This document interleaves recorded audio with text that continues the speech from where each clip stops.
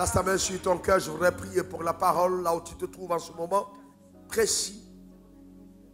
Dieu est sur le point de nous parler, de nous instruire, de nous enrichir, de nous bénir, de nous transformer, de nous élever.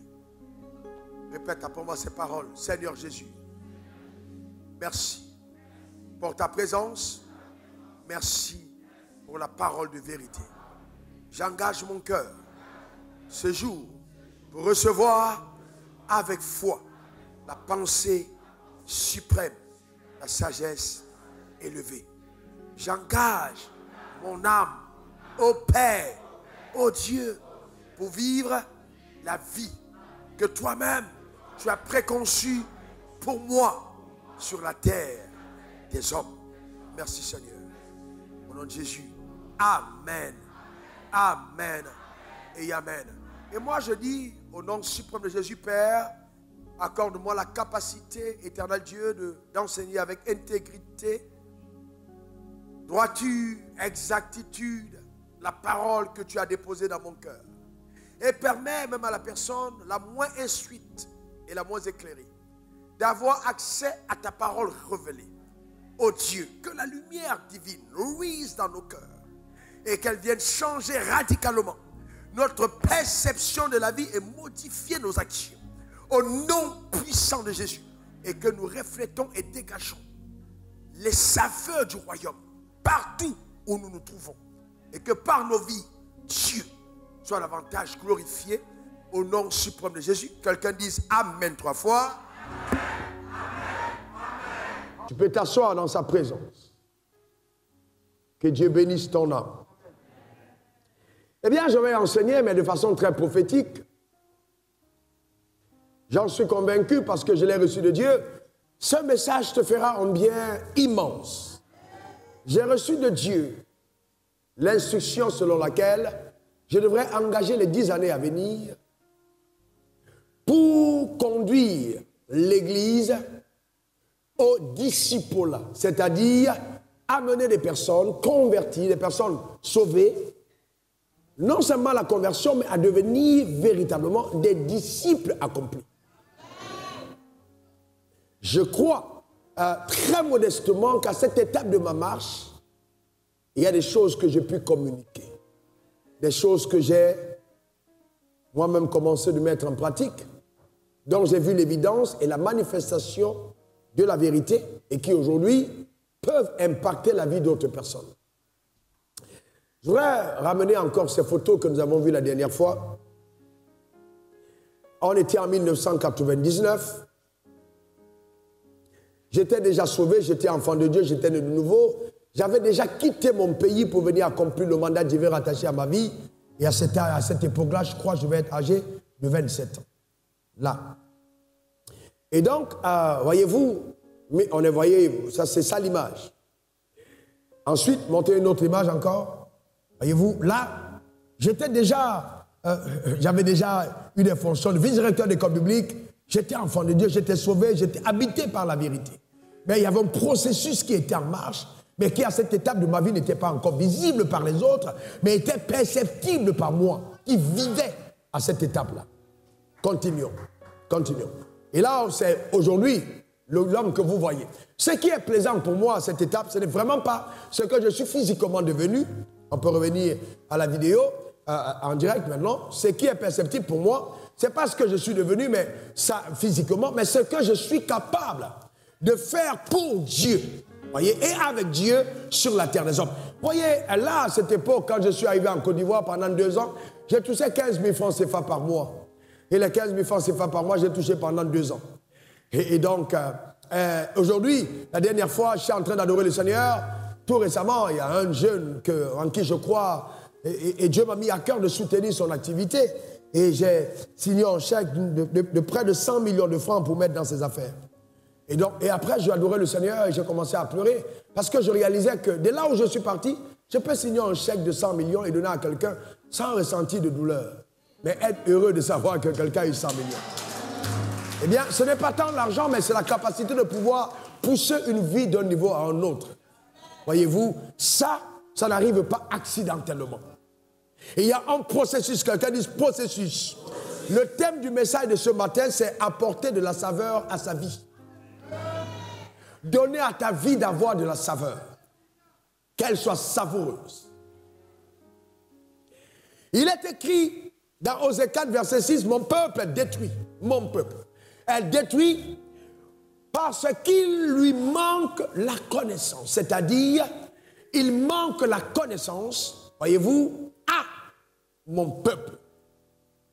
Et quand je le dis, il est en train d'évoquer une alliance pour dire, c'est un peuple qui est le mien. Un peuple que j'ai juré de bénir. Un peuple pour qui je me tiens. Mais cependant, le peuple est détruit. Ça veut dire que je peux marcher avec Dieu et ne pas jouir de la plénitude de ce que le ciel me réserve, pas parce que Dieu est infidèle, mais parce que la connaissance m'aura échappé. Il dit, puisque tu as rejeté la connaissance, je te rejetterai. Tu seras dépouillé de mon sacerdoce, puisque tu as oublié la loi de ton Dieu, j'oublierai tes enfants. Voyez-vous? Et Jésus va plus loin. Jean 8, verset 32, il dit, vous connaîtrez la vérité et la vérité vous affranchira. En d'autres termes, la connaissance de la vérité est ce qui nous garantit la sécurité dans la liberté. La connaissance de la vérité est ce qui nous garantit la sécurité dans la liberté.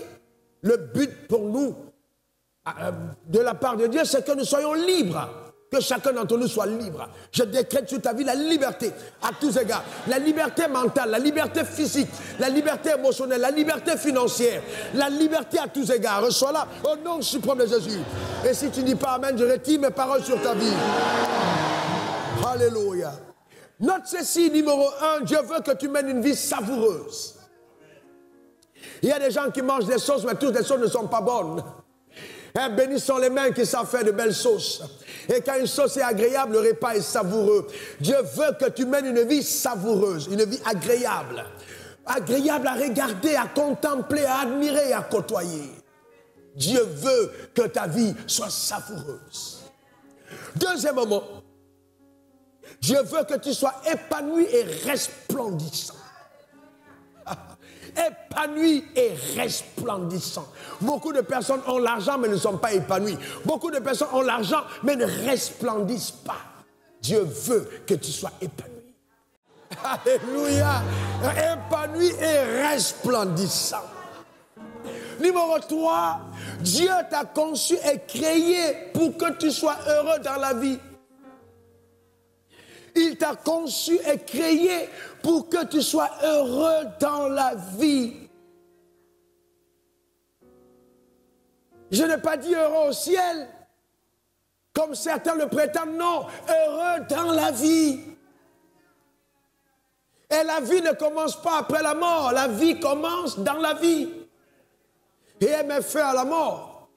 Parce que quand on dit vie, il n'y a pas de mort. C'est pour ça que Jésus a dit, celui qui croit à moi vivra même s'il est mort. Parce que la vie met fin à la mort. Il n'y a pas de mort pour celui qui vit. Et Dieu veut que tu sois épanoui dans la vie. Donne-moi ton meilleur des amens. Ensuite, note cette quatrième pensée. Vous voyez, aspirer au bonheur est un droit légitime pour la nouvelle création. Aspirer au bonheur. L'aspiration au bonheur est un droit légitime.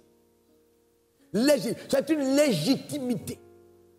Ce n'est pas une prétention. C'est un droit légal. Heureux, épanoui, le bonheur et la grâce t'accompagneront tous les jours de ta vie. Aspirer au bonheur est un droit légitime pour la nouvelle création. Cinquième pensée, juste pour introduire l'univers. De là où nous allons, Dieu veut épicer ta vie des saveurs de son royaume. Il veut épicer ta vie. C'est-à-dire qu'aujourd'hui, Dieu a porté le manteau, vous voyez, la chasuble du cuisinier. Et il va jeter les épices dans ta vie. Afin que tu prennes la saveur du royaume. Incroyable la vie avec Dieu. Elle est incroyable. Elle est loin de ce que la religion a laissé penser. Elle est loin de ce que les gens ont raconté. La vie avec Dieu, c'est une vie unique, particulière. Et c'est dramatique pour certains d'entre nous de nous arrêter simplement au fait d'être sauvés. sans comprendre même l'essence du salut et la pensée derrière le salut. Matthieu 5, verset 13 à 14. Vous êtes le sel de la terre. Wow. Vous êtes le sel de... Je ne sais pas si vous êtes déjà arrivé de manger une nourriture sans sel. Quel que soit le goût de la sauce, quand on a ôté le sel, la sauce devient insipide.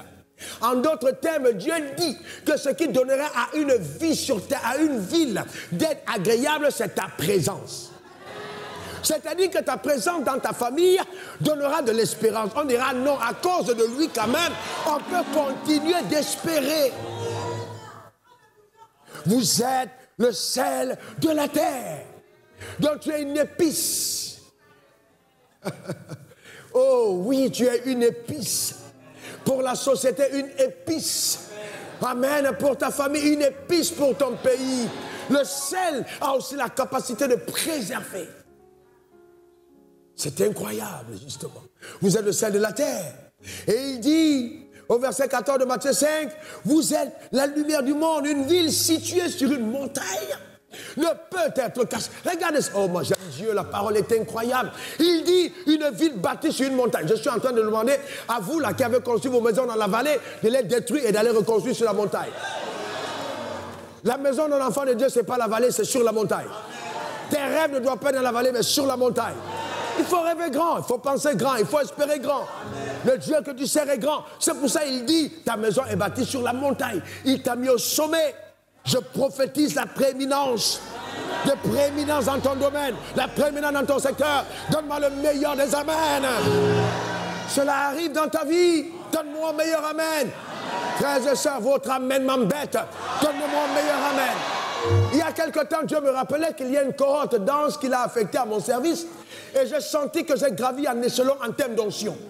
Frères et sœurs, je vais vous dire une chose. Il y a des choses quand je dis et quand j'annonce prophétiquement, comme je ressens cette présence en ce moment, tu ferais bien d'appuyer sur l'interrupteur du miracle qui... Faut dire amen, frère. La saveur. Quand on dit saveur, c'est du goût. Ta vie aura du goût. Elle sera agréable, elle sera plaisante. Voyez-vous, c'est ce que Dieu vit. Dieu veut pour toi. Comment apporter de la saveur à la vie. Alléluia. Amen. Numéro 1, il faut rechercher la connaissance. Note-le. Il faut rechercher la connaissance. Chaque fois que vous avez un problème dans un domaine, il est un indicateur crédible de votre ignorance dans le domaine précis. Tout problème est un indicateur de l'ignorance. Un problème qui persiste est en train de te dire que tu dois apprendre dans ce domaine précis. Et il est donc important pour toi de le comprendre. D'accord? Le problème subsiste parce que la connaissance est ignorée. Donc, il faut aller à la quête de la connaissance. Proverbe 2, verset 6. Car l'Éternel donne la sagesse, de sa bouche sortent la connaissance et l'intelligence. J'entends beaucoup de personnes me dire, pasteur, depuis que j'écoute tes messages, ma vie a changé. Mon système de pensée a changé. Je ne suis plus la même personne. Mais qu'est-ce qui se passe? C'est simplement que vous avez une injection de connaissances quotidienne. Une dose inoculée dans votre système de pensée qui change radicalement. Tous les concepts de limitation et les concepts culturels qui te met à un certain niveau et qui t'empêchent d'aller plus loin. C'est ce que ça fait. La connaissance. La connaissance. Elle est fondamentale et importante. Numéro 2, voyez-vous, c'est important, il faut coopérer avec la sagesse de Dieu. Il faut coopérer avec la sagesse de Dieu. Oui. Beaucoup de croyants sont séduits par le fait de prier. Eh bien, je voudrais vous dire, mesdames, mesdemoiselles et messieurs, que la prière seule n'a pas l'habileté de révolutionner ta vie. Tu peux jeûner 1000 ans, prier 1000 ans et échouer, lamentablement.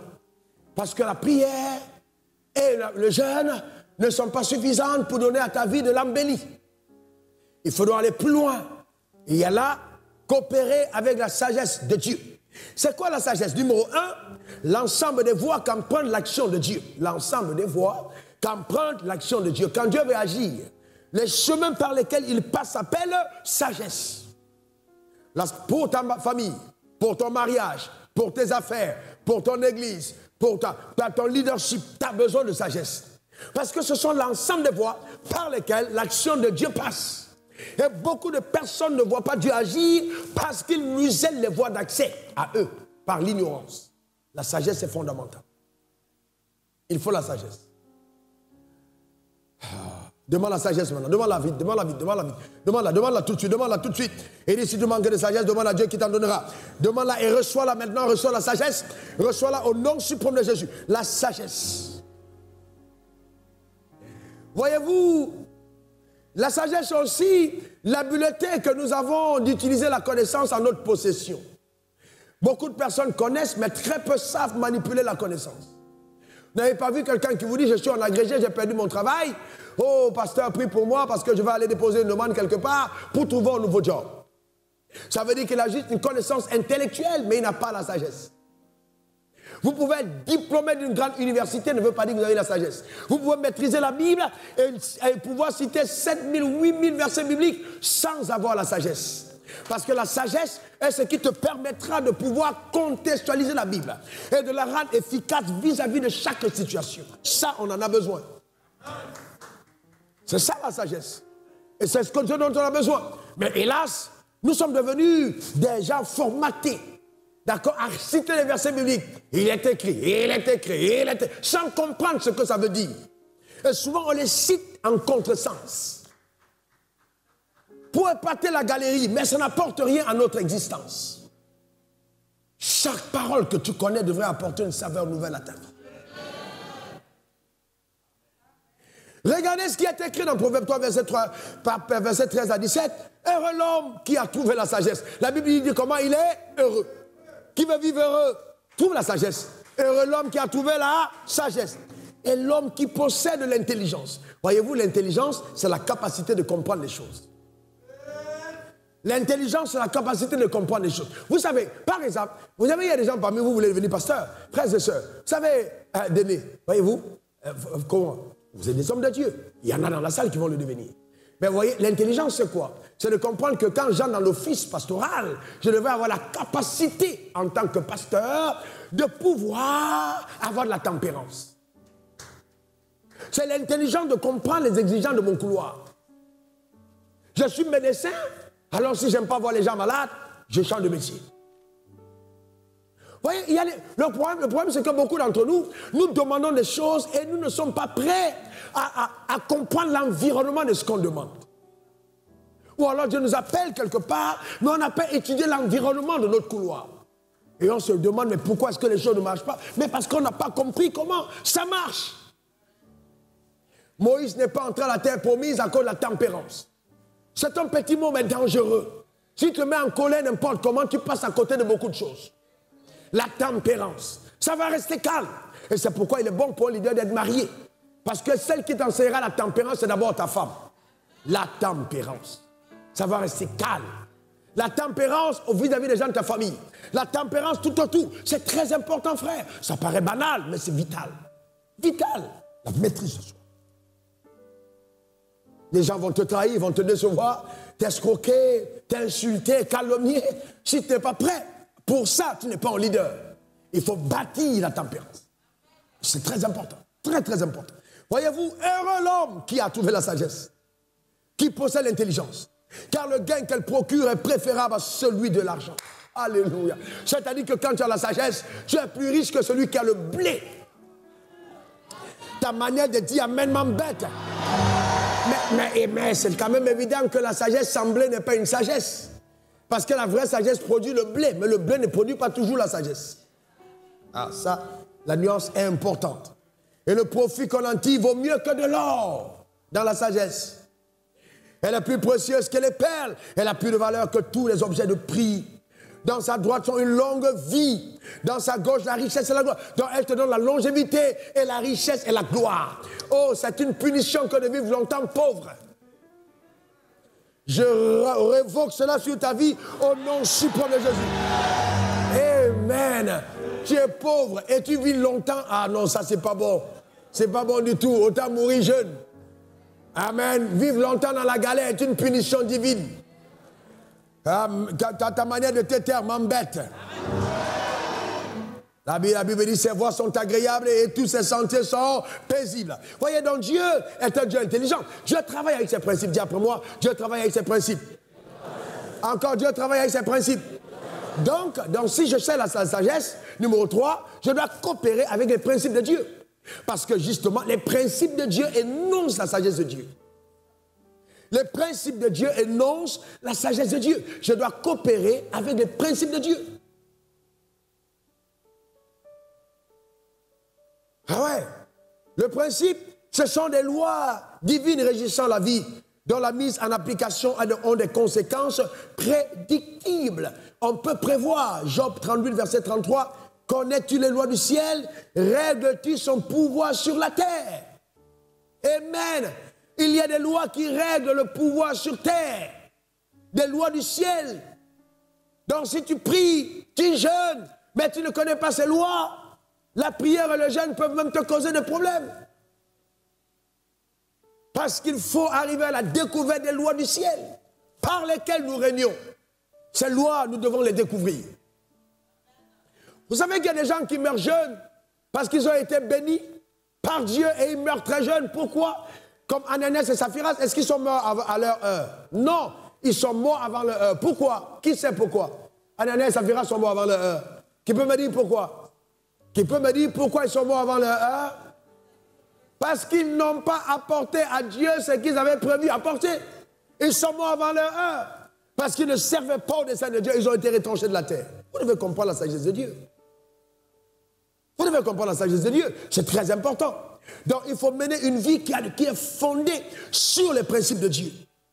Dans les lois divines qui régissent la vie, dont la mise en application ont des conséquences prédictibles. Donc ces lois sont vraiment vitales pour toute réussite. Vous ne réussissez qu'avec ces lois. Par exemple, prenons la loi de la pesanteur. Comment est-ce qu'on appelle ce livre? Répondez-moi s'il vous plaît. Comment est-ce qu'on l'appelle? La Bible, c'est quoi? La parole de Dieu. Est-ce que c'est la parole du diable? Très bien. Alors maintenant, c'est la Bible, la très sainte Bible. Je vais la laisser se suspendre dans l'air. Est-ce qu'elle va se suspendre? Pourquoi elle ne va pas se suspendre? Qui peut répondre? Parce qu'elle va subir une loi. Laquelle? La loi de la pesanteur de la gravité. Cette loi dit quoi? Que tout objet qui est lâché dans les airs finit par atterrir au centre de la terre et attirer vers le centre de la terre. Alors moi j'ai dit non, c'est la Bible. Comme c'est la Bible, je vais la laisser là, elle va rester en l'air. Je la laisse, elle tombe. Est-ce que j'ai mal prié? Est-ce que j'ai mal prié? Est-ce que je ne suis pas loin? Mais pourquoi est-ce qu'elle tombe? Parce que la loi a été déclenchée. Ça veut dire que ton onction n'a pas la capacité de falsifier les lois de Dieu.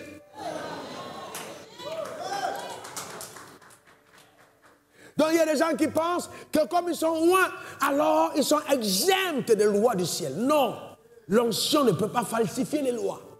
Non. Vous voyez pourquoi? Parce que la loi s'applique à quiconque. Elle ne fait exception de personne. Elle ne fait exception de personne.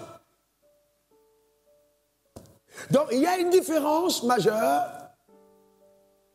entre les faits et les principes. Quelqu'un dit principe. Quelqu'un dit encore principe. Quelqu'un dit encore principe. Après cet enseignement, après cette série, si tu veux, viens me voir, je vais te donner un diplôme. Parce que ça va te donner une connaissance élevée. Tu pourras être en même d'enseigner beaucoup de personnes. Quelqu'un dit encore principe. Quelqu'un dit encore principe. Maintenant, vous devez voir, il y a une différence entre les principes et les faits.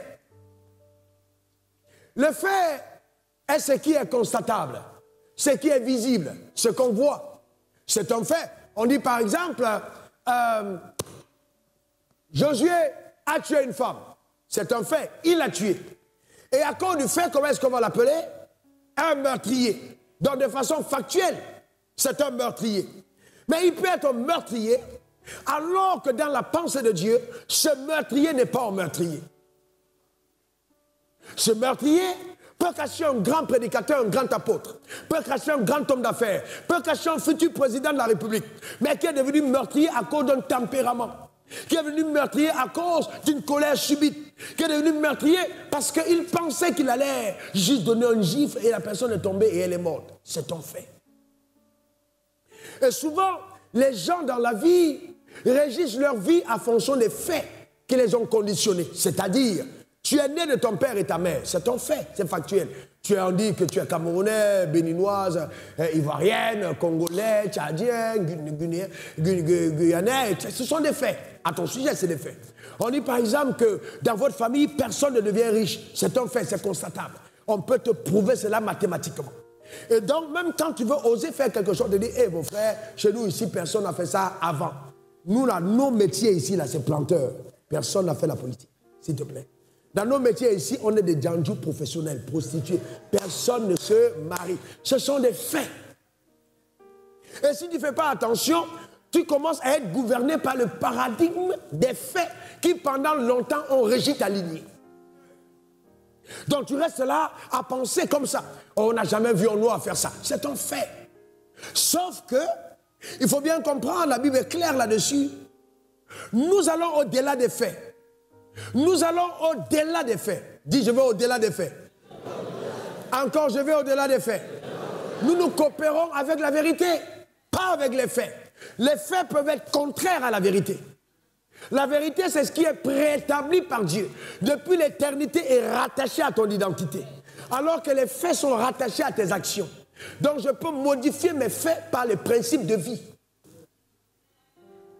Ma manière de vivre peut changer les faits de ma vie. Les choses qui m'arrivent, les principes que je mets en marche peuvent bouleverser totalement les faits de ma vie. Oh oui, j'habite dans un taudis. Je dormais avec les réfugiés. Ça, c'était un fait. Mais celui qui dormait avec un réfugié de façon factuelle était un prince que Dieu était en train de préparer. Mais il a fallu certains principes pour quitter de là et se retrouver aujourd'hui dans cette position. Et c'est pourquoi tu dois coopérer avec la vérité. Pour qu'elle bouleverse ton existence, pour qu'elle change la saveur. Je prophétise sur ta vie que ce n'est plus qu'une question de temps. On ne te reconnaîtra plus. Donne-moi le meilleur des amens. Dis encore amen. Les faits changent. Les faits changent quand les principes sont activés. Par exemple, regardez ce que la Bible dit. Proverbe 24, verset 33 à 34. Regardez ça. Un peu de sommeil, un peu d'assoupissement, un peu de croiser les mains pour dormir. On dit un peu, juste un peu.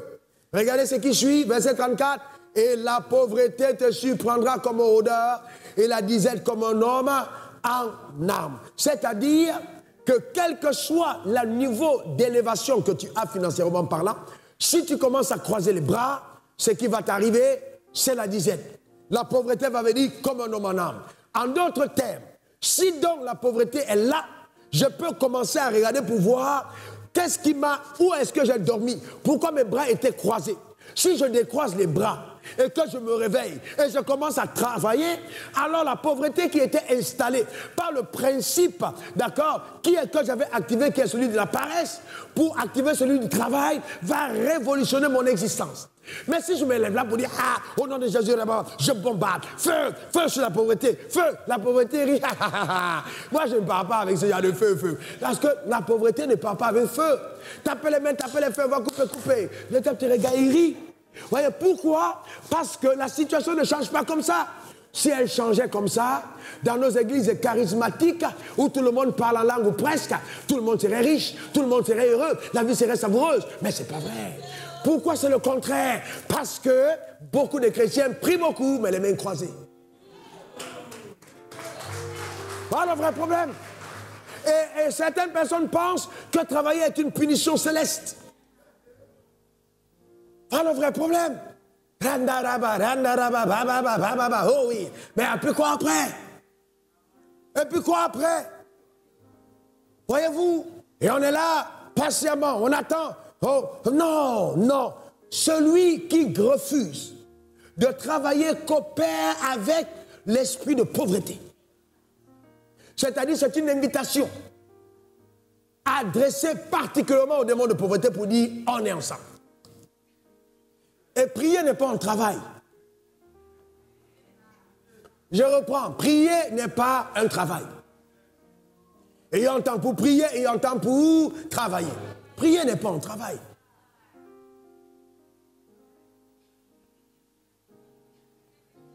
Et donc, si tu es en illettré, cet homme fait pauvre, cet homme fait malade, cet homme fait condamné, cet homme fait célibataire, cet homme fait sans enfant, tout ça c'est des facteurs. Mais il y a des choses qui peuvent changer. Il y a des choses qui peuvent changer, frères et sœurs, c'est important. Il y a des choses qui peuvent changer. Mais il faut découvrir le principe qui va faire bouleverser le schéma visible, le schéma factuel des réalités que tu vis quotidiennement. Et ça doit t'engager à une autre dimension de productivité. Vous voyez, la foi, c'est la capacité de faire confiance en Dieu, qui, lui, a l'habileté de nous faire sortir des travers de la vie quand nous appelons à lui. On fait confiance en Dieu et il a l'habileté de nous faire sortir des travers de la vie quand nous appelons à lui. C'est ça la foi véritable. Il intervient dans notre vie quotidienne. Quelqu'un dise quotidienne. Quelqu'un dise encore quotidienne. S'il te plaît, dis encore quotidienne. Très bien. Donc c'est important, frère. La Bible dit, vers 2 Corinthiens 4, 18, parce que nous regardons pas aux choses visibles, mais à celles qui sont invisibles, car les choses visibles sont passagères. Que quelqu'un dise c'est passager. Encore. Encore. Une dernière fois. Mais pour que les choses passent, il faut d'abord que tu aies posé une action conséquente. Rien n'arrive à personne qui ne fait rien. Si je veux voir ce que je n'ai jamais vu, je dois apprendre à faire ce que je n'ai jamais fait. Les mêmes causes produisent les mêmes effets. Je ne peux pas continuer de prier, de chanter, de danser, de donner de la même manière et prétendre avoir une vie différente. Je dois modifier les principes qui régissent mon existence. Et les choses autour de moi vont commencer à changer. Dis encore Amen. Et c'est dans ce sens que Jésus, c'est la plus belle chose qui soit arrivée. Parce que, frères et sœurs, oh, Jésus m'a parlé hier, ça m'a tellement touché. Tellement touché. Est-ce que vous savez, frère, et j'ai prié qu'il me donne la sagesse de bien communiquer, je crois qu'au deuxième culte, j'ai ces clés là qu'il faut pour ça. Écoutez attentivement. Jésus est le principe du salut, c'est-à-dire le salut est par lui et pour lui. Par lui, c'est-à-dire on est sauvé par Jésus, il est le principe du salut. Donc vous ne pouvez pas parler de salut sans Jésus. Donc en fait, beaucoup de personnes pensent qu'on est sauvé parce qu'on a prié. C'est pas vrai. On est sauvé parce qu'on a cru en Jésus. Donc il y a beaucoup de personnes qui prient, il y a beaucoup de personnes qui veulent être sauvées. D'autres sont allés voir sa mère. Maman, je t'aime beaucoup. Est-ce que tu peux parler à ton fils pour moi? Elles vont attendre. Peut-être même que la vie est dans la terre, et puis la terre, elle peut être exaucée de certaines choses. Peut-être. Je ne sais pas qui exauce ça derrière. La miséricorde de Dieu est souveraine. Mais le salut, jamais. Il n'y a sous le ciel aucun autre nom par lequel nous pouvons être sauvés. D'autres sont allés voir Bouddha, d'autres sont allés voir Krishna, d'autres sont allés voir Mohamed, d'autres sont allés voir Wafo. Et ils disent non, dans tous les cas, moi c'est mon chemin. Le problème c'est quoi? Le problème c'est que si je veux sortir des faits, de ce qui est factuel de ma vie, pour entrer dans la vérité, je dois épouser le principe qui changera les faits. Et pour le salut, le principe du salut, c'est qui? C'est Jésus. C'est simple. Celui qui n'a pas le Fils n'a pas la vie. Celui qui a le Fils a la vie. Donc je ne peux pas avoir accès à la vie sans le Fils. Eh bien, regardez-vous. Certains d'entre vous, vous êtes là, vous dites, oui, dans tous les cas, bon, je ne vais pas arrêter mon ami, je ne vais pas aider ma soeur, je ne vais pas arrêter mon frère, même s'il croit en si, ce n'est pas grave, tous les chemins mènent à Rome. Tous les chemins mènent à Rome, mais tous les chemins ne mènent pas à Dieu. Et vous devez être assez courageux pour le dire. Le problème, c'est que vous n'êtes pas assez courageux. Pourquoi? Parce que vous-même, vous ne croyez pas à votre salut. Vous ne vivez pas votre salut. Vous êtes religieusement sauvés. Voyez-vous, les faits de votre vie ne démontrent pas l'évidence de votre salut. Donc vous êtes dans la religion. Les sauvés de la religion ne sont pas des sauvés en fait. Ce sont des mini-sauvés. Ce ne sont pas des sauvés. Parce qu'ils ne démontrent pas la plénitude du salut. Ce n'est pas ça le salut. Voyez-vous, c'est pas ça. Le salut vient du mot grec soteria, qui veut dire sauver, garder sain, délivrer du danger. C'est ça le salut. Préserver du périssement. Là, tu ne vas pas périr. Préserver de la destruction. C'est ça le salut, garder en bonne santé. Donc si je dis que j'ai accepté Jésus et que je suis sauvé et qu'on ne retrouve pas l'évidence de ce salut, alors quelque part pour moi-même, le salut devient quelque chose, une chimère, pas quelque chose de palpable, pas quelque chose de visible. Ta rencontre avec Dieu doit produire des résultats visibles, tangibles. On doit avoir une transformation éloquente. Dans ta rencontre avec le Seigneur, on doit remarquer que quelque chose s'est passé dans ta vie. Donne-moi ton meilleur amen. Le drame, c'est que beaucoup d'entre vous, vous cherchez d'abord le diète. Au lieu de chercher la vie, le caractère, la transformation, la délivrance intérieure, la conquête de ton âme, l'infusion de la vie, la démonstration du caractère. Voilà les choses qu'il faut d'abord chercher. Ah, je veux une maison. Oh, je veux une voiture. Oui, mais Dieu te donne une maison. Oh, je veux une femme. Il y a des gens qui se marient, mais Dieu n'est pas d'accord. Parce que Dieu ne veut pas que tu fasses souffrir la femme d'autrui. Frères et sœurs, écoutez-moi bien. Je peux avoir de l'argent, mais ne pas être digne pour être ton mari. Je peux gagner de l'argent, mais je ne suis pas digne d'être ton mari. Être ton mari, c'est le haut niveau de qualification de la vie en Dieu. Et être une femme, ce n'est pas un fait accidentel. Le drame, c'est qu'on a... Ah, mais dis-moi, je reste un mari. Ah, mais, tu sais ce que c'est une femme? Femme, être. Il y a des femmes, c'est-à-dire le jour où elles vont au mariage, les anges pleurent. On dit l'homme là va souffrir, il va souffrir. Elle n'était pas prête.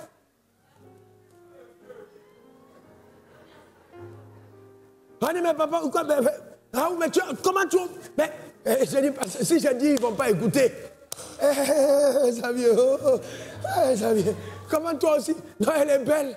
Elle a une belle forme. Xavier, tu as vu dans 10 ans ce qu'elle serait? Non, j'aime sa taille, frère. C'est un leurre.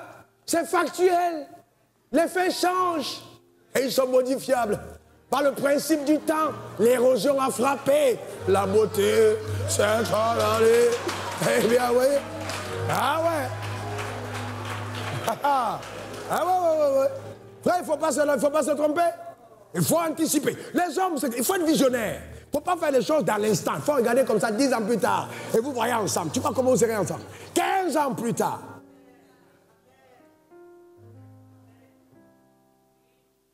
Il y a des femmes, moi je connais, même certaines filles de l'église. Je prie d'abord pour leur transformation. Je bloque le mariage. Il ne faut pas se marier maintenant. Il faut qu'elle change. Parce que sinon les gars vont trop souffrir. Ah ouais, il faut d'abord changer.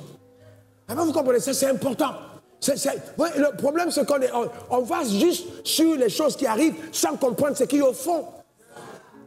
On dit celui qui trouve une femme vertueuse a trouvé le bonheur. Maintenant au mariage on dit oui, celui qui a trouvé une femme a trouvé le bonheur. On dit femme vertueuse. Une mauvaise femme est comme la carie dans les dents. C'est pas que tu as trouvé une femme carie et puis c'est bonheur. Tu n'as jamais eu mal aux dents. Donc il faut faire attention, frère.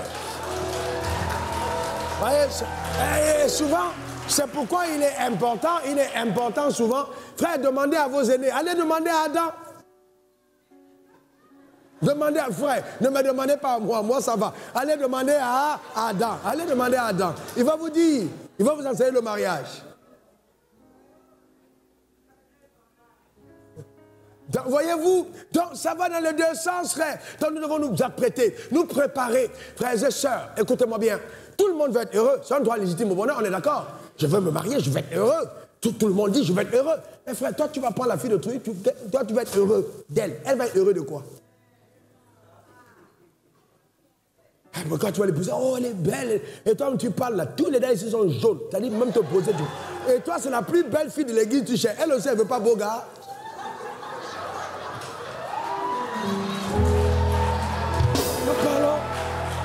Nous parlons des principes, on parle des principes de la vie. Non, frère, les principes de la... Vous voyez, l'église est le seul endroit où les personnes qui ne sont pas faites pour être ensemble réussissent à être ensemble. Au nom de la prophétie, rataka, broko, Dieu m'a dit c'est ta femme, frère. Dieu au pasteur dépose la prophétie de côté, allons dans les... Non, frère, non, faut authentique. Voyez-vous, c'est important, frère. Hein? Alors, donc, vous voyez, la vie, quelqu'un dit la vie. Quelqu'un dit encore la vie. Donc, le principe de salut, c'est Jésus. Et voyez, c'est incroyable. Regardez Jean 3, verset 16 à 17. Regardez, la Bible dit, regardez, c'est pas moi qui dis, regardez ce que Jésus dit. Jean 3, 16. Jean 3, 16. Car Dieu a tant aimé le monde qu'il a donné son Fils unique, afin que, regardez, afin que quiconque croit en lui ne périsse point, mais ait la vie éternelle. Est le genre de vie de Dieu. Que quiconque croit en lui. Que quiconque croit en lui. Ça veut dire que dans le salut, il y a l'énoncé d'une loi. La loi de la foi au Fils. Et quand cette loi est déclenchée, la loi est toujours aveugle. La loi ne respecte pas le vrai visage de celui qui l'active. Quand la loi veut agir, elle ferme les yeux. Le problème de beaucoup de croyants, c'est qu'ils pensent que les lois regardent. La loi ne voit pas. La loi est aveugle. C'est pour ça que quand Isaac devait bénir son fils, la Bible dit qu'il était vieux et il ne les voyait plus. Ses yeux s'étaient apaisantis. Parce que quand on veut bénir, on ne regarde pas le visage. On regarde le principe. Ce n'est pas le fils qu'on aime qui est béni. C'est d'abord le fils qui aime. Dans le drame, voyez-vous, frères et sœurs, ne pensez, quand vous voyez quelqu'un qui est, que vous voyez Dieu positionne quelqu'un, ne pensez pas qu'il est bête. Personne que Dieu a élevé n'est bête. Personne. C'est être bête que de penser que celui que Dieu a élevé est bête. Il n'est pas bête. Dieu ne confie pas ce trésor à quelqu'un qui est ignorant. Chaque fois que vous voyez de l'abondance quelque part, il y a de la connaissance. Et celui qui a un niveau d'abondance au-dessus de toi te dépasse en connaissance. Parce qu'en fait, ton abondance est l'équivalent de ta connaissance. Et ta galère est l'équivalent de ton ignorance. Il ne faut pas penser que oui, non, vraiment oui, je ne comprends pas, il a fait ça à tel, il n'a pas fait à moi. Non, vous n'êtes pas la même chose. Vous n'avez pas les mêmes lois. Vous n'avez pas activé les mêmes principes. Ce n'est pas la même chose. Dieu n'est pas un Dieu exclusif. Non, il ne fait exception de personne. Donc si le musulman vient et il dit Jésus, je t'accepte, il est sauvé. Si le païen vient et il dit Jésus, il est sauvé. Donc Dieu ne regarde pas. Même la voleuse, le braqueur, la prostituée, l'ancien buveur comme moi, comprenez, on jetait à la maison. Et lui, Jésus vient, il dit je te veux. Tu donnes le cœur, tu acceptes, tu es sauvé. Donc Dieu n'est pas un Dieu exclusif. Donc il ne fait exception de personne. Il ne peut pas dire oui, vraiment Dieu, Papa Wafo, il a une grâce particulière, Dieu avec lui. Mais Dieu, ce même Dieu-là, il est avec toi. Oh, ta manière de dire Amen m'embête. La différence qu'il y a entre certains de vous et moi, c'est que hier, quand j'allais au lit à 3h30 du matin pour être debout à 5h15, vous étiez en train de dormir depuis 20h pour être debout à 8h. Voilà la différence. Voilà la différence. Est-ce que vous comprenez? Et vous allez pouvoir dire oui, bon, dans tous les cas, je vais aller prêcher, je vais réchauffer le message. Quand Dieu regarde, il dit bon, tu as réchauffé le message, ça fait combien de minutes? 15 minutes. Bon, je vais te payer un salaire de 15 minutes. Mais quelqu'un qui a fait 15 heures, qui s'est mis à part, qui est dans la recherche, qui est dans la continuité, qui vit et qui expérimente, vous ne pouvez pas vivre la même chose. Ce n'est pas possible. Parce qu'il y a dessus quelqu'un qui voit tout et qui va récompenser selon la mesure du sacrifice. Ça n'arrive pas accidentellement. Décide-toi, secoue-toi maintenant pour passer à un autre niveau. Décide-toi d'aller à une autre dimension. Tu ne peux pas continuer à ce niveau-là. Arrête de jalouser les autres. Va voir ton frère, demande-lui, mais qu'est-ce que tu as fait? Quel est ton secret? Je vois la faveur qui est sur toi. Mais comment est-ce possible? C'est pour ça que je n'ai pas donné le nom de la personne, il n'est même pas à ce culte, à qui j'ai signé ce chèque. Mais c'est juste un petit acte. Vous savez, frères et sœurs, la vie demande de l'intelligence. Soyez intelligent. Vous savez, il y a des gens, vous savez bien qu'il est intelligent, mais vous êtes content. Ah, il voit l'intérêt, vous dites, ah, ça, c'est bon. Dieu aime les gens intelligents. Aujourd'hui, là, tu l'as dit, oui. Vraiment, écoutez-moi bien. Si à ce niveau de ta vie, avec un revenu de 2 millions par mois, tu ne peux pas donner 200 000 francs à Dieu par mois, tu n'iras jamais à 3 millions. Même quand tu vas arriver à 3 millions, c'est Dieu qui va te combattre. Il va dire, tu combats ta prospérité. Dieu, il dit, tu peux même aller voler, Dieu il vient encore revoler tout pour dire, il reprend, par le voler, il reprend tout. Il dit, même par vol, là, tu ne vas pas marcher. Je te combats. Parce que vous êtes il dit, je te combats. Voyez-vous, vous avez une femme qui est, si vous êtes marié, vous pouvez poser des questions à votre femme sur où elle va, avec qui elle marche. Mais vous ne demandez pas à la femme de votre voisin. Hein. La femme de votre voisin peut faire tout ce qu'elle veut, vous n'avez pas le droit sur elle. On est d'accord là-dessus. Même la femme d'un membre de l'église, je n'ai pas le droit sur elle. Je suis chef de ma femme. En tant que pasteur, je peux apporter un conseil, mais je ne peux pas imposer ma volonté. Même avec ma femme, mais je peux être plus regardant en disant, ah ça je ne suis pas d'accord. Mais Dieu peut laisser prospérer le païen dans son faux, mais toi il te combat parce que toi tu es sa femme. Il dit, toi là, ça ne va pas marcher. Là, je ne te laisse pas dans le faux.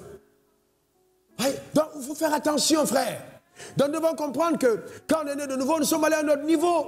D'accord? Donc c'est le salut. On a reçu Jésus, on est sauvé. Et ce salut-là, le drame, c'est que beaucoup d'entre nous ne le valorisons pas. Nous ne comprenons pas que c'est la plus belle chose qui nous soit arrivée. La plus belle chose. C'est pour ça que j'ai mal quand je vois les gens aller à l'église, juste pour être membre d'une communauté. La plus belle chose, c'est le salut. Et Jésus m'a dit hier, mon fils, dis à mon peuple qu'il cesse de me mépriser. Mépriser Jésus, c'est... Vous savez, tout le monde dit, qui a reçu Jésus dans sa vie comme son sauveur? Levez la main. Eh bien oui, c'est très bon. Mais Jésus dit, vous me méprisez. Parce que si vous l'avez considéré comme votre sauveur, acceptez-le aussi comme votre maître. Le drame, c'est que les païens acceptent plus la dimension maître de Christ, Jésus, que les chrétiens, que les enfants de Dieu. Voilà le drame. On ne croit, oui, on ne croit pas à ces enseignements. Mais alors qu'en fait, rien ne peut changer si tu n'es pas entré dans la dimension de l'enseignement. Comment est-ce que la saveur divine arrivera dans ta vie si tu rejettes la connaissance? Ce n'est pas possible. Regardez Matthieu 6, verset 33 à 34. Regardez ce qui est écrit. Cherchez premièrement quoi? Le royaume et la justice de Dieu. Et toutes ces choses vous seront données par-dessus tout. Réalisons ensemble 1, 2, 3.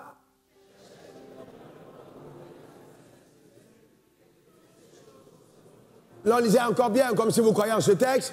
Cherchez premièrement le royaume et la justice de Dieu, et toutes ces choses vous seront données par-dessus tout. Stop. Et laissez le verset.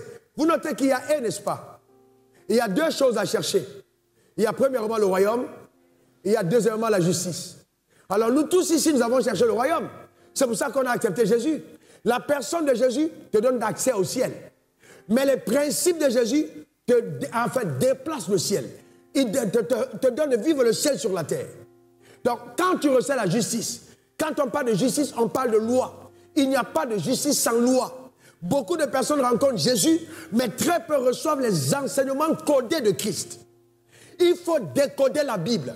La Bible est remplie de codes. Il faut décoder. La révélation t'amène dans les codes élevés. De la vie. Une chose simple dans la vie. Ce que tu aimerais qu'on te fasse, fais-le de même à autrui. Celui qui aime recevoir doit aimer donner. C'est simple. Mais vous ne pouvez pas mener une vie, vous êtes bouté sur je reprends, je reçois. Tu t'appelles Jean-Claude, je reçois. Non. Non. Il faut changer. Il faut aimer donner. Vous ne pouvez pas recevoir quand vous ne donnez pas. C'est un principe. La loi du semer et du recevoir. Et récolter, il n'y a plus de plaisir à donner qu'à recevoir. Il y a des croyants qui sont d'une peingreur. C'est-à-dire l'avarice, mon niveau élevé. Vous savez, je suis mal à l'aise quand je suis dans une relation et que je suis en train de recevoir. Il n'y a personne, c'est-à-dire personne qui peut être en relation avec moi, et puis je reçois seulement, ça m'embête. Je ne suis pas à l'aise, j'aime donner. Parce qu'il y a de la joie à donner. Et c'est pourquoi il n'y a pas un seul jour sur terre où je ne reçois pas. Je reçois de la Chine, je reçois de l'Ukraine, je reçois du Japon, je reçois de la Guadeloupe, je reçois de Martinique, je reçois de partout. Pourquoi? Parce que je donne. Je donne sans tricher. Je donne sans tromper. Je donne le meilleur. Mais si vous ne faites pas ça, comment votre vie va aller à un autre niveau? Je reçois. Je reçois. Ton portable n'a jamais d'unité beeper spirituelle. Je reçois. Quel est ton problème? C'est pas sérieux. Ce n'est pas sérieux. Il faut donner. C'est les principes de la vie. Frères et sœurs, il faut. Ce que tu aimerais qu'on fasse pour toi, fais-le de même autrui. C'est ça la loi et les prophètes. Notre Dieu est grand. Notre Dieu est grand. Notre Dieu est grand. Frère, certains d'entre vous n'avaient même pas encore goûté. J'ai dit notre Dieu est grand. Il est immense. Ce que Dieu te réserve, même ton intelligence et tes rêves ne sont pas capables d'en percevoir le millième. Notre Dieu est grand. Je te dis grand. Tu penses à ta vie et puis tu es extasié dans les rêves. Quand ça arrive là, ça n'a plus de couleur que ce à quoi tu as pensé. Nous servons un grand Dieu, frère. Je peux vous le dire de là où je sors, des travers de la misère dans laquelle j'étais. Mais heureusement que j'étais misérable, factuel, mais riche en vérité. Dans le cœur. C'est ça le problème. Frère, tu ne peux pas malmener ta femme, opprimer ta femme, oppresser ta femme, la traiter comme une esclave et puis Dieu te bénit. Si tu as un problème à gérer les femmes, ne te marie pas. Parce que ta femme peut le premier c'est-à-dire la première raison pour laquelle la faveur de Dieu n'est pas sur toi. Son visage est toujours serré, jamais de joie. Tu la tétanises comme si elle dormait sous un lit rempli de punaises. Ben, il faut changer, frère, il faut changer. Ton premier défi, c'est ta femme. Ah oui, ça c'est le principe de Dieu. Mais pourquoi est-ce que vous pensez que le diable, quand il est arrivé dans cette génération, pourquoi est-ce que vous pensez que le diable, il est en train de frapper les familles? Pourquoi vous voyez qu'aujourd'hui, on met les chefs d'État qui sont mariés avec leur mère, d'autres à leur grand-mère, d'autres avec leurs... Pourquoi vous pensez que ça arrive? Non, non, sérieux, vous pensez que c'est au hasard? Nous sommes en train d'entrer dans les périmètres de la fin des temps. On est déjà dans les... Vous voyez, les 5 mètres 50 de la fin des temps. Là où il y a une petite troupe, il y a pénalty. On est déjà entré là-dedans. Ouais, je vous dis la vérité. Et aujourd'hui, la valeur de la famille est en train de se détruire totalement. Est en train de tomber totalement. Les gens n'ont plus de respect pour le statut familial. Mais vous voulez jouir de la faveur de Dieu, vous devez apprendre à comprendre que votre rôle de père, c'est le rôle de source. Souvent, Dieu ne te bénit pas parce que tu es fort, mais parce que celle qui te soutient est forte. Allez demander, frère, vous savez, Dieu est mystérieux. Hein? Dieu est terriblement mystérieux. Vous devez comprendre l'importance. Je reviendrai dessus. On ne peut pas être là, et puis chez nous, il n'y a pas de vie. Manifeste cela dans ta maison. La foi commence à marcher dans la maison. Commence à être un leader pour ta maison. Que tes enfants te regardent et disent, je suis fier de mon père. On dit, pourquoi j'ai jamais vu mon père en train de taper ma mère? Mon père, il se lève tôt, c'est un homme de prière, c'est un homme de conviction, c'est un homme de ceci. C'est pas, non, chérie, il faut prier, hein? Faut prier, il faut voir ton passé, il va prier. Toi-même, tu fais quoi?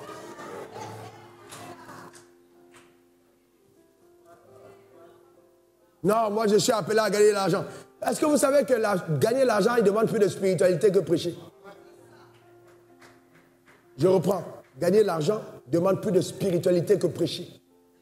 Je n'ai pas dit qu'un homme d'affaires est plus spirituel, mais demande plus de spiritualité parce que les mystères qu'il y a derrière l'argent. Si tu n'as pas appris à vaincre certains démons et certaines entités, tu meurs avant ton heure. C'est un territoire scellé où seuls les garçons, les vrais, entrent. Dans le règne spirituel, il n'y a pas de filles. Donc, quand il dit garçon, tu es dedans. Quelqu'un me donne le meilleur des amens. Que quelqu'un dise, je vais y arriver. Par la grâce de Dieu. Encore, dis-le. Encore. Encore. Eh bien oui, car il n'y a aucune limite à ce que tu peux devenir dans la vie. Aucune limite, note cette phrase. Il n'y a aucune limite à ce que tu peux devenir dans la vie. Tu peux être plus grand que tout ce qu'on a déjà vu. Il n'y a aucune limite à ce que tu peux devenir. Donc la couleur de ta peau n'est pas assez éloquente. Même ton instruction académique ne peut pas stopper. Il n'y a pas de limite. Il n'y a aucune limite. Car tout est possible à celui qui croit. Aucune limite. De deux, il n'y a aucune limite à ce que tu peux faire. Il n'y a aucune limite à ce que tu peux faire. Philippiens 4,13. Je puis tout par Christ qui me fortifie. Quelqu'un dit je puis tout. Déclare-le encore. Encore une dernière fois. Je puis tout par Christ qui me fortifie. Il n'y a pas de limite. Pas de limite. Troisième phrase révolutionnaire. Ou alors troisième épice de ton âme pour changer la saveur de ton être.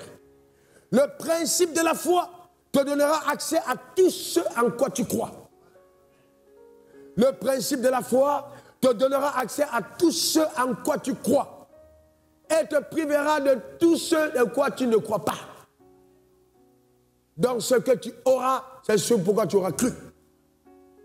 Marc 9, verset 23. Oui, tout est possible à celui qui croit. Quatrième épice du jour.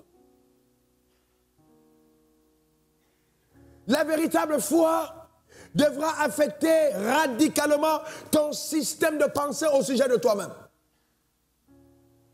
Je ne peux pas dire que je crois en Dieu et je pense mal à mon sujet.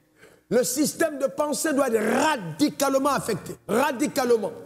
Car elle prend appui sur l'alliance. Quelqu'un dit alliance. Oh, dis encore bien le mot. Encore une dernière fois. C'est-à-dire, il y a un pacte qui régit ton existence. Il y a un pacte qui soutient ta marche. La cadence de tes pas sont ordonnées par une alliance qui parle en ta faveur. Que tu ailles au nord, que tu ailles au sud, ce n'est pas le soleil de ce pays qui fait de toi ce que tu es, mais c'est le soleil levant qui t'éclaire par la grâce de Dieu. Donne-moi le meilleur des amens. Oh, Galates 3, verset 7, reconnaissez donc que ceux qui ont la foi sont les fils d'Abraham. Reconnaissez, la création doit reconnaître, elle soupire après ta révélation. Donc ta foi te donne de changer ton paradigme mental. Si tu veux changer un homme, il faut changer son système de pensée. Il faut déprogrammer toutes les pensées qui te tirent en arrière et qui t'excluent justement de la royauté, de la productivité et d'une vie savoureuse. Commence à reprogrammer ton être en acceptant le message de tout à l'heure et en le mettant en pratique. Tu iras plus loin que tu n'imagines. Je veux dire à quelqu'un qui est ici, peut-être que tu as la caméra, peut-être que tu as la photo, peut-être que tu es au nettoyage. Écoute-moi très bien. Le chef d'entreprise le plus prospère de ce pays peut être toi. Le ministre de demain, ça peut être ta personne. Il faut, frère, il y a une alliance. Quelqu'un dise alliance. Quelqu'un dise encore alliance. Tu ne sais pas tout ce que tu incarnes. Tu ne sais pas tout ce que tu caches. Il faut faire très attention de mépriser la personne qui est à côté. Parce que c'est la clé dont tu auras besoin demain. Le problème, c'est que quand je le dis, certains d'entre vous vous dites Amen, mais vous n'aménisez pas votre pensée. Il faut aller plus loin. Il faut aller plus loin. Secoue ta tête, dit, je dois fonctionner ainsi. Encore. Vous voyez, cinquième. La foi réelle prend sa racine sur la révélation de l'amour de Dieu pour nous. Pour l'amour, la révélation de l'amour de Dieu pour nous. Il faut donc savoir que Dieu t'a aimé. Dis Dieu m'aime. Encore. Dis encore Dieu m'aime. Il faut avoir la révélation de cet amour. Romains 8, 32. Lui qui n'a pas épargné son propre fils, mais qui l'a livré pour nous tous, comment ne nous donnera-t-il pas aussi toutes choses avec lui? Donc il n'y a rien que Jésus puisse te refuser. Il t'a donné le plus précieux. Dis je reçois. Oh non, s'il te plaît, dis-le bien. Une dernière fois encore. Alléluia. C'est un avantage. Parce que si j'active les lois de Dieu étant soutenues de façon surnaturelle, elles vont embellir mes résultats. Elles vont embellir mes résultats. Écoutez bien, sixième pensée, la foi n'accepte pas les choses comme elles sont, mais les transforme en ce qu'elles devraient être. La foi n'accepte pas les choses comme elles sont, mais les transforme en ce qu'elles devraient être. Le verdict de ta famille, de ton mari, de tes enfants, de tes affaires, n'accepte pas comme elles sont. Transforme-les en ce qu'elles devraient être. Mets ta foi en action pour changer radicalement le décor. Amène une nouvelle saveur. Jette une nouvelle épice dans la sauce. Donne-lui un nouveau goût. Par ta foi, c'est possible. Dis c'est possible. Dis encore c'est possible. Car il est écrit dans Jean 11, verset 40, celui qui croit, si tu crois, tu verras la gloire de Dieu. Si tu crois, tu verras la gloire de Dieu. Dis je crois. Oh non, non, non, non, non, dis-le bien s'il te plaît. Dis-le bien encore s'il te plaît. Une dernière fois encore. Laisse-moi te dire ceci. La foi est capable de changer le funérail en fête. Et cette phrase n'a pas été prononcée lors d'une fête, elle a été prononcée lors d'un funérail. On pleurait Lazare qui était mort. Jésus arrive, il dit à Marthe, écoute, je suis, oui Seigneur, je sais que mon frère va vivre. Et puis ma voix, si j'étais là, mais ne t'ai-je pas dit que si tu crois, tu verras la gloire de Dieu? Tout ce qui va donner à ton avenir d'avoir une autre saveur, c'est la foi d'aujourd'hui. La foi d'aujourd'hui est ce qui va épicer ta vie de demain. Je ne peux pas croire aujourd'hui et être misérable demain. La foi conditionne une vie glorieuse future. c'est clair. Et le futur n'est pas obligé d'être demain. Ça peut être juste après que je viens de parler. Reçois cette grâce au nom suprême de Jésus. Donne-moi le meilleur des amens. Dis encore amen. Alléluia. Donc ça veut dire, frère, que les gens étaient aux funérailles et les gens avaient déjà partagé les habits de Lazare. D'autres avaient récupéré ses Weston, d'autres ont récupéré ses habits, mais Lazare est revenu parce que Jésus est revenu. Il dit Lazare sort. Pendant que les sœurs dansaient, les cousins étaient fâchés. Lazare, tu aurais dû partir. Et si Lazare était marié, peut-être que quelqu'un regardait déjà sa femme. Parce qu'à l'époque, les frères prenaient les femmes de leurs frères. Ah, c'était déjà 4 jours, peut-être que sa femme a déménagé son frère. Je suis en train de te dire que ta foi va restaurer toutes les choses. Donne-moi le meilleur des amens. Dis encore amen. Écoute-moi bien, on peut avoir enterré la situation, mais ne désespère pas. La résurrection arrive toujours après la mort. Ne désespère pas. Ne désespère pas. Dis je ne désespère pas.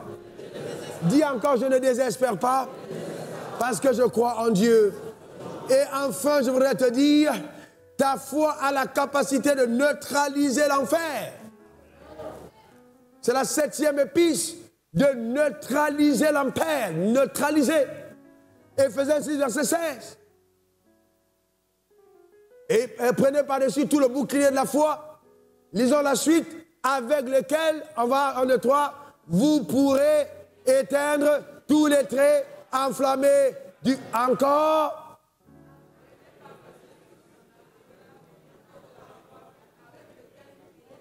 Tous ceux qui vont le lire à haute voix, ce verset sera leur portion.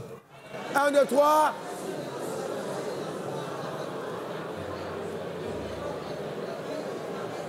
Alléluia. Ça veut dire, on dit tous les traits. Ça veut dire que tu ne connaîtras pas la défaite. On dit bien tous les traits. On dit quoi? Tous les traits enflammés du malin. Certains d'entre vous n'ont pas encore vu l'enfer en furie.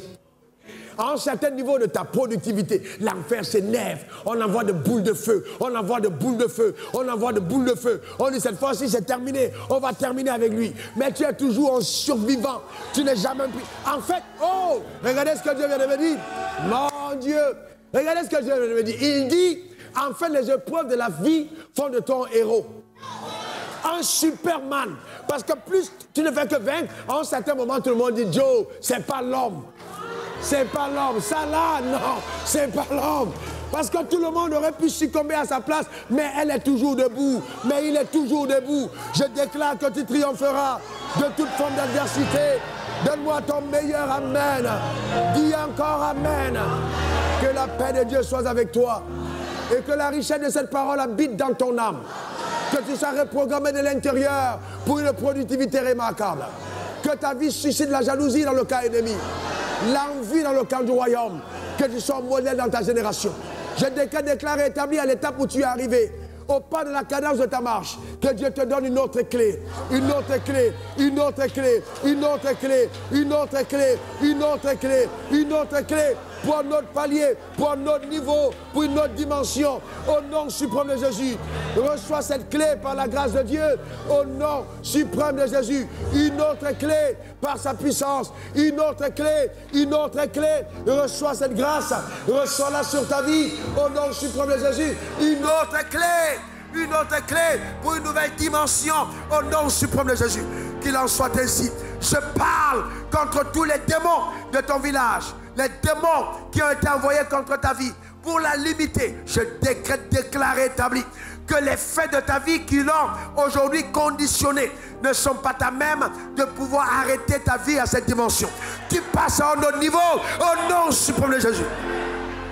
Comme cette femme qui perdait le sang depuis toutes ces années, 12 ans, je déclare établi qu'à cause du manteau de la gloire que tu touches maintenant, le sang s'arrête de couler au nom suprême de Jésus.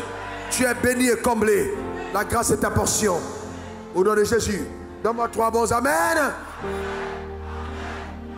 Acclame celui qui est né de la Vierge Marie. Fais mieux que ça. Chaque acclamation est un acte de foi. Fais mieux que ça. Confesse la rédemption par ta vie. Déclare-le au nom suprême de Jésus. Gloire à l'agneau. Alléluia. Amen. Lève ta main droite comme ça vers le ciel. Dis Seigneur Jésus, merci pour le repas. Merci pour la connaissance. Je veux en faire bon usage par ta grâce. Je mets donc une demande sur le Saint-Esprit. Saint-Esprit, s'il te plaît, aide-moi à ne jamais oublier. Aide-moi à mettre en pratique la vérité reçue. Oh Dieu, merci pour la transformation intérieure par ton pouvoir et ta puissance au nom de Jésus. Amen. Amen et amen. Tu peux t'asseoir. Que Dieu nous bénisse très, très abondamment.